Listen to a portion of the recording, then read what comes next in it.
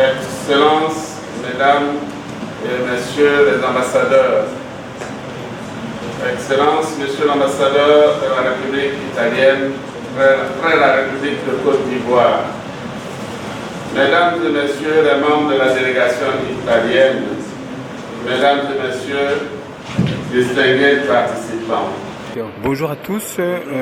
D'abord, je voudrais remercier la Côte d'Ivoire qui fait partie de ma patrie, puisque je l'ai dans le cœur. Dans cette période difficile du Covid, nous avons pensé de pouvoir faire venir nos sociétés italiennes ici en Côte d'Ivoire, dans ce pays merveilleux, surtout en ce moment très difficile, et on veut venir importer nos connaissances et notre know-how en Côte d'Ivoire.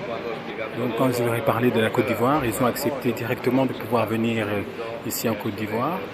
On est composé de plusieurs sociétés qui sont dans des domaines différents. Je remercie le président de la République et tous les ministères qui nous ont reçus. Et l'ambassade de Côte d'Ivoire en Italie qui m'a permis de pouvoir être ici, qui a mis les conditions pour faire en sorte que nous puissions être ici en Côte d'Ivoire. Il y a des sociétés qui ont déjà signé des contrats en Côte d'Ivoire, comme par exemple le marché de Mingerville.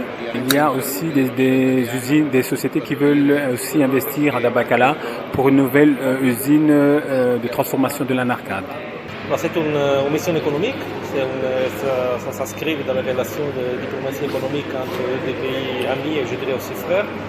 Et c'est grâce à l'œuvre de M. l'ambassadeur Ouattara, je profite pour rendre hommage à M. l'ambassadeur parce qu'à moi à peine d'avoir présenté cette lettre de créance, il est déjà arrivé ici avec une délégation consistante d'hommes d'affaires italiens qui couvrent des secteurs très importants comme l'agroalimentaire, la construction, l'énergie renouvelable, l'anacade, etc. Et moi, je suis sûr que l'Italie a un savoir-faire qui est précieux et qui peut être aussi très utile ici à Côte d'Ivoire. Alors, je rends hommage à l'ambassadeur et j'espère que ça donnera des résultats concrets. Cette première mission, nous souhaitons qu'elle porte des fruits, des résultats. C'est le souhait ardent de M. l'ambassadeur Stefano et moi, pour que cela serve d'ouverture pour tous les autres entrepreneurs et investisseurs italiens qui nourrissent cette même volonté. Et malgré le contexte difficile, je peux témoigner que la volonté y est. À l'attention de la délégation.